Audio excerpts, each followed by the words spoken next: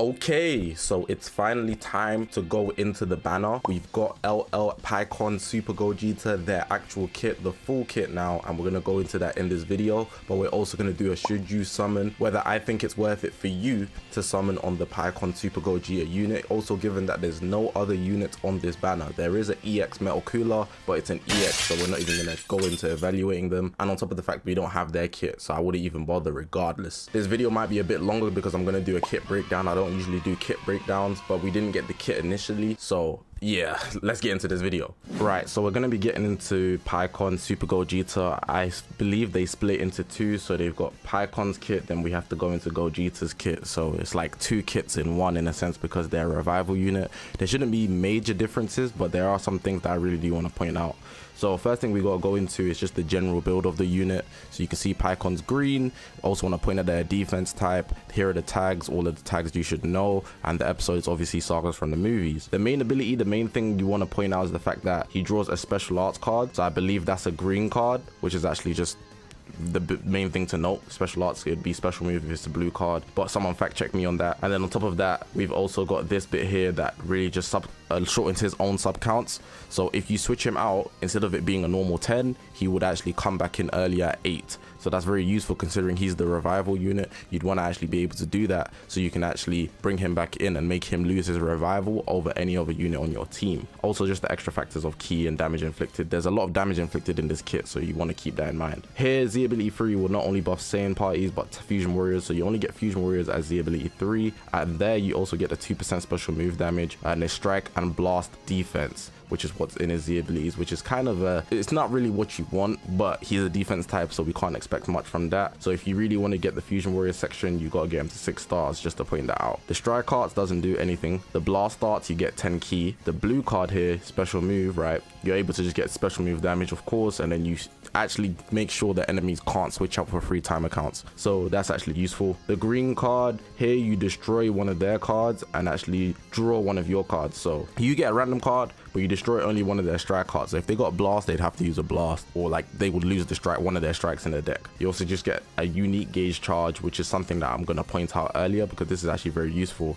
Charges on unique gauge by 15%, and we're going to see the unique gauge later. Here as well, also applies the following effects according to the number of times special move card is used, special arts card. So you get a different buff basically each time you use it. So 2 or more times you destroy a blast card as well, and then 3 more times you draw a special move and arts card. He actually is going to draw a lot of green cards, which you're going to notice. Let's go into the unique ability now. The first thing they bring up is the fact that he actually revives the Super Gogeta, of course, and you get 100% health naturally. If it's a self-destruct attack, you will not revive. Here's just some basic buffs that every unit pretty much gets: draw speed, damage inflicted, reduced damage received, and ki recovery. Here is a section that they specifically give you for sagas from the movies. So if you're running this Pikkon Gogeta unit on sagas from the movies, that's where you'll benefit the most. So it says here, also applies the following effects to self per episode saga from the movies by a member other than this character in the party. You can see 15% damage inflicted, and then obviously you be getting that 3 times depending on sagas from the movies. So you're kind of forced to run them on that specific team, which kind of sucks for me anyways, because I wanted to run this unit on fusion warriors more than anything else. But if I'm running 2 other Gogetas, it's fine. Moving forward, reduce damage received as well by 5%, just point that out. Apply the following effects to self when this character enters the battlefield, so you get ki every time he comes in, and 40% damage inflicted, which is actually very, very useful. I advise not starting with him so you can capitalize off the whole 15 time accounts, but just putting that out there. Applies the following effects to self when this character does a vanisher step, so he gets a green card, another green card, special arts, and restores health by 5%, and you also get blast damage inflicted. And then over here it says shortens own substitution counts by 2 when enemy activates special move arts, ultimate arts. So you just lower your sub counts when you're on standby. So say I'm using, I don't know, Super Gogeta Ultra 1, and then they do ultimate, Pikkon will lower his sub counts by 2, and I'll be able to switch him in earlier, which is actually very useful because you want to get out the revival, not your actual units, right? Cool. Moving forward to unique ability 2, we got here the strike cover change. That's calm. You can combo a blue card into it. Applies the following effects to self when changing cover. When you change cover, not when the enemy changes cover, you randomly destroy 1 card as well, and you reduce ki by 20, and you also reduce their draw speed, which is actually very, very good. But when they perform a cover change, right, you actually draw a green card, you get ki, and on top of that you get 20% to your damage inflicted by 15 time accounts, which is actually strike damage inflicted, which is actually pretty dope. So you're doing quite a bit of damage with Pikkon. I thought Pikkon would be very weak, but I guess he's not. Also applies the following effects to self every time an enemy attack is over, so he reduces the costs by 15 time account, and then you also get special move damage, which is insane, and you also get draw speed. So every time the enemy attack is over, you're gonna come back stronger with draw speed. That's actually very useful. And here it says slowly charges your own unique gauge over time while this character is on the battlefield or standby. The following effects occur once gauge is full. So you can see here it only just restores allies other than this character's health by 15%, and also gives that damage inflicted to allies. But yeah, filling your gauge is pretty dope. It's pretty dope, I'm not gonna lie. The fact that you can buff your team and it can't be cancelled, and you also increase everybody's health, so that's dope as well. But that's Pikkon in totality. We're gonna get into Super Gogeta now. Now I'm not expecting too much different, but he should definitely be a lot more powerful. So with the Super Gogeta main ability, you'll see that he gets health and key, special move card instead of the green, special move damage. The damage is important with the blue card now because obviously you're going to get the legendary finish that way. The Z ability is going to be the same. Super Gogeta has blast armor, what I was looking for. The blast card is the same for the key. The blue card here deals massive impact damage, applies the following effects to self upon activation. So you get special move damage. It's going to nullify endurance, of course, but it can be cancelled. It doesn't say cannot be cancelled, so it can be cancelled. Inflicts enemy with attribute downgrade plus 20 to all arts costs for 5 time accounts on hit. So if this hits, they're gonna have some expensive cards for the next 5 time accounts. Let's look at the green card. So here, the green card, you get key by 50, damage inflicted, 30% damage inflicted next strike or blast. So he's gonna do some crazy damage on top of the fact that he's a Super Saiyan. Let's point that out. So if you wanted to run Bardock, even though it wouldn't be the best option, you know what we can cook there. Applies the following effects to cover null basically.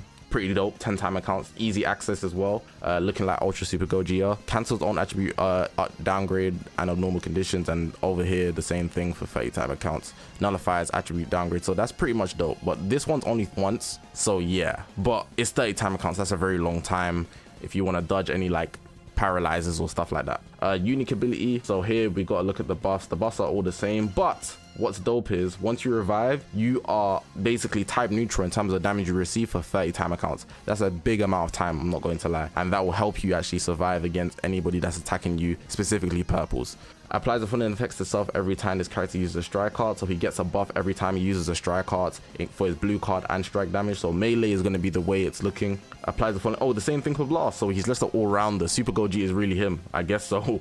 The following effects occur upon landing a strike or blast arts hit. Also reduces the cost, and then he inflicts all enemies with attribute downgrade, -5 to strike and blast arts power. So he makes the enemy weaker. Interesting. Inflicts all enemies with attribute downgrade, -15% special move arts power. Yeah, just makes the enemy weaker in such a way that it's just direct to the arts card. That's wild. Moving on, the following effects occur if remaining health 50% or below after being hit with an enemy arts attack while this character is on the battlefield. Activates once, restores own health by 15%, and reduces enemy key by 15. This seems like a small nerf, but it's not that major. But if you consider they got your health down to 50%, they probably done a few cards, so their combo's probably going to be done, and you're going to gain some health back. So health restore could come in handy, because 15% is not, it does seem like a small amount, but it could be a big amount. Let's move into unique ability 2. So there's still a strike cover, and it obviously chains with the blue card, but here's where we get into the depth of the unique ability. So very slowly charges on unique gauge over time while this character is on the battlefield or on standby. The following effects occur